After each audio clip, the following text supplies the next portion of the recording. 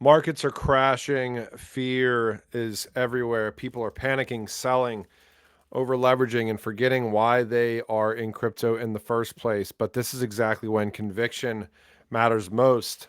Today isn't about day to day charts or minute to minute charts.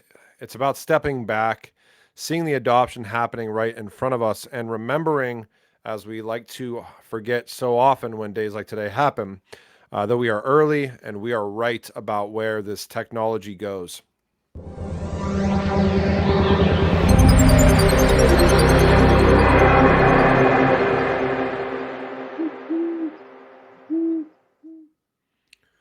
What is up, everybody? Solomon here. So, the theme of today is hold fast, having conviction in what you've seen and what you've researched, and understanding where this whole space is going. I'm sure some of you guys are just new to crypto, new to distributed ledger and blockchain. And, when we have days where there's big corrections and stuff, especially in a bull market, or maybe we're not in a bull market, whatever it is, doesn't really matter. It can certainly be scary. That being said, I think, the super cliche rules of crypto should always really apply. And, the first one is do not over leverage yourself, because when you over leverage yourself in any sort of decision, well, when you over leverage yourself in life, it removes your ability to make sound decisions. If you look at a chart like this, which is the total market cap of all of crypto, and you don't have it zoomed in on a daily or an hourly chart, you're looking at the monthly or 3 month or 6 month. It's pretty clear cut and dry where we're going. I mean, hell, the entire crypto market is still less valuable than individual companies. I think NVIDIA has a higher individual market cap as a company than all of crypto combined. Maybe crypto just passed it, but it was real close. So if you're playing this space like a casino and this is your first time here, you are the house always wins. At some point in time, the house always wins. The different crashes and little intraday things will absolutely destroy you if you're letting them affect you.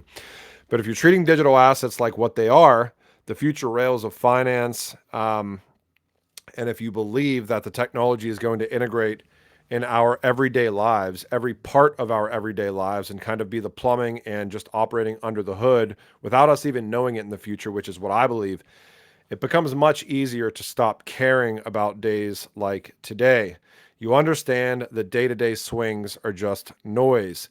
The key is survival. If you think about how many people have really been in crypto for the long haul, it is not that many still in 2025. I mean, I've been in crypto since late 2016.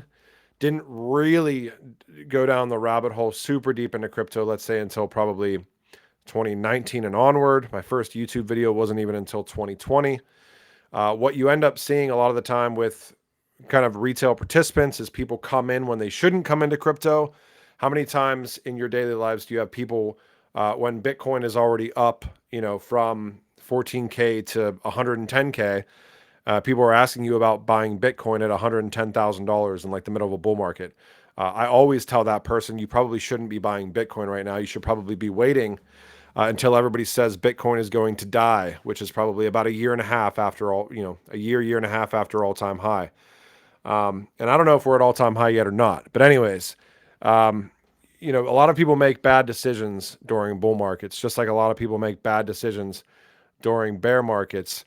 But again, if you don't over leverage yourselves or you over leverage your positions, and if you have a plan regardless, you stop caring about the day to day and you start looking at the forest and not the individual trees. If you don't have a plan for what you are going to do, if we do resume this bull market, you need to stop everything that you're doing, stop caring about a 7 or 8% correction in a day, and write down a plan. If you don't have a plan on what you plan on doing in a bear market, if prices crash back down again to prior all-time highs of the previous cycle, and we're sitting around a $680 billion for all of crypto or somewhere like that, which I'm not saying we're going there again, but that would be a hell of an opportunity. You need to sit down and write a plan.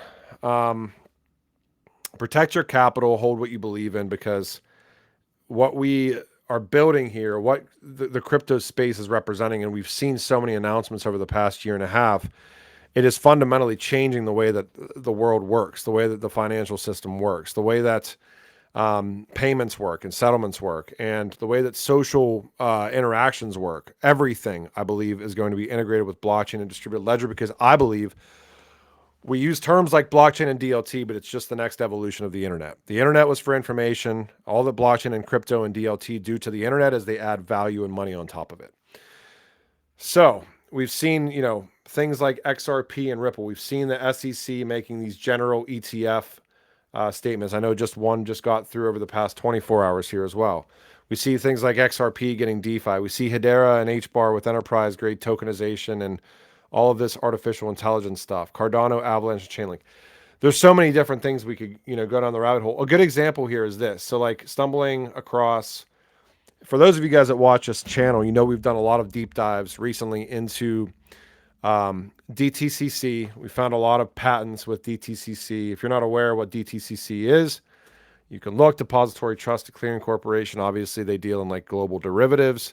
They clear quadrillions on an annual basis. This patent mentions a bunch of networks: Hedera, XRPL, Bitcoin, Ethereum, blah, blah, blah, blah, blah. You do a little bit more digging and you realize that they have integrations with Canton Network. And then we talked about Canton Networks, and they're a private network. That's, I think, Digital Assets Network is Canton. You can go and learn more about them here, by the way.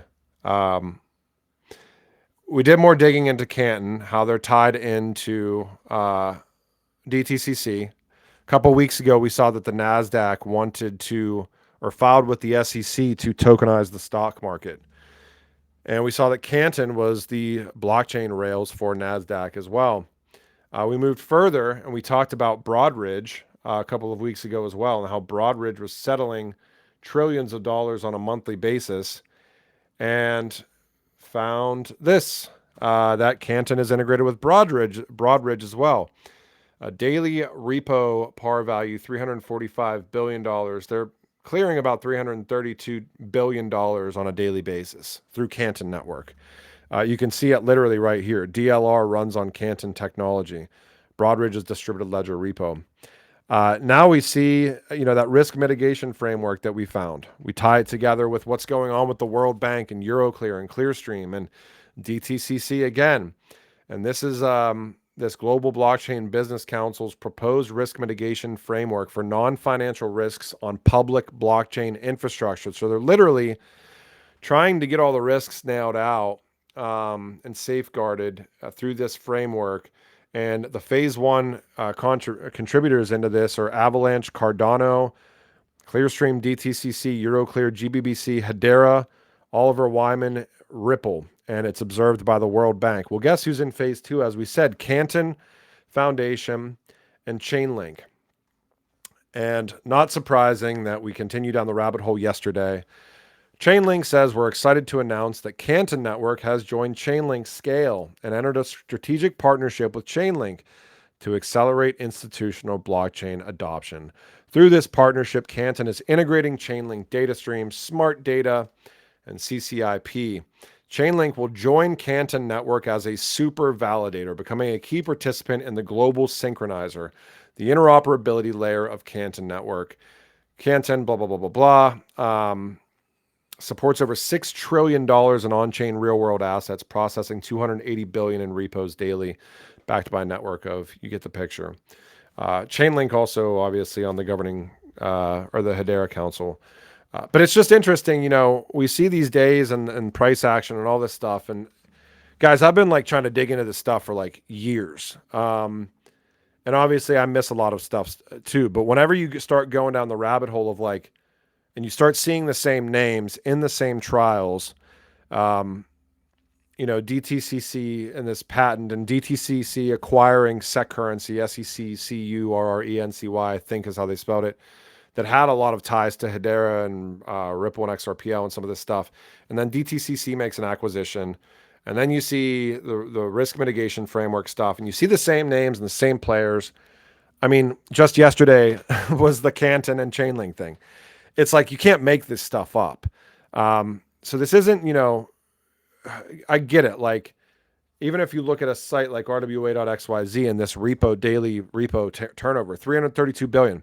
All of crypto combined right now, total RWAs on chain, this is probably a little low, 30.18 billion. It's probably somewhere around 50 or 60 if I had to guess. But that is like nothing. You know, the real estate industry is 300 trillion, depending on where you're getting your figures from. And I believe that the real estate industry is going to have the vast majority of it tokenized. So you're talking about less than a misting of a drop in in an ocean of like liquidity, basically. And that's where we're at right now as far as how much has been tokenized. And it's all coming.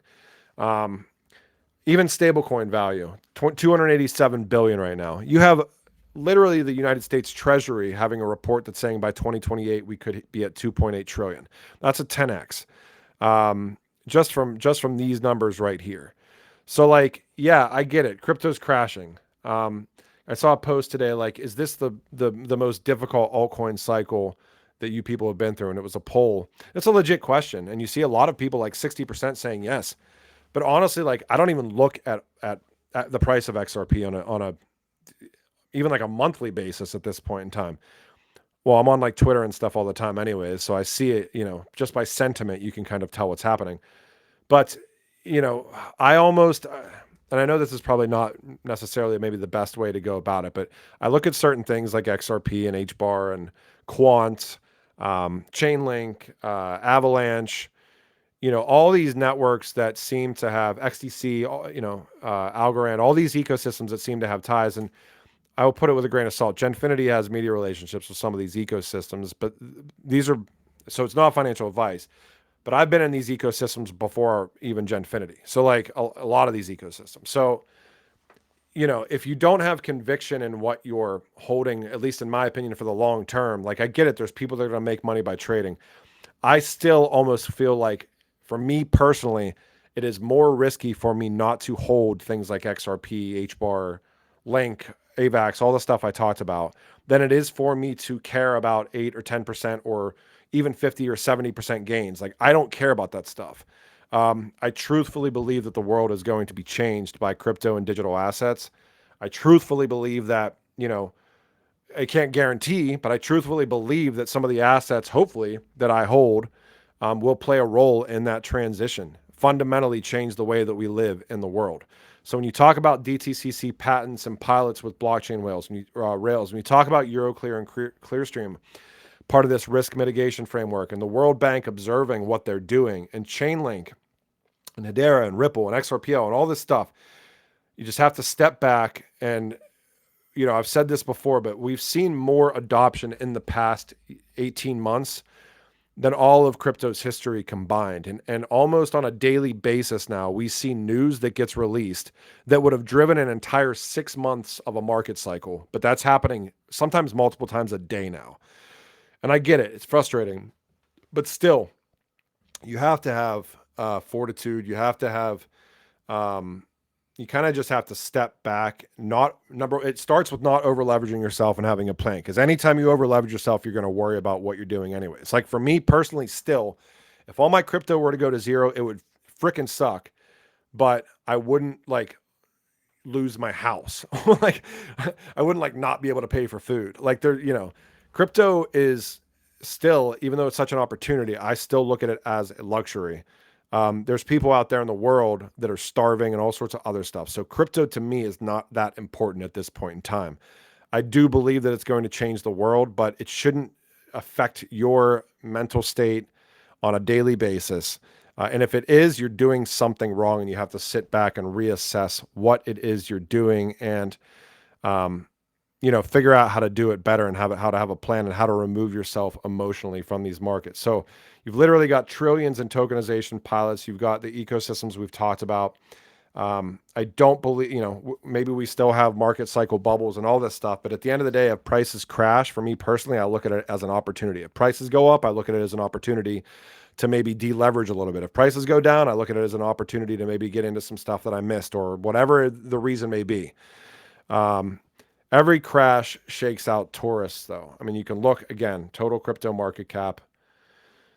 And, every crash, like I said, shakes out tourists. But conviction and what you believe is what separates builders from gamblers.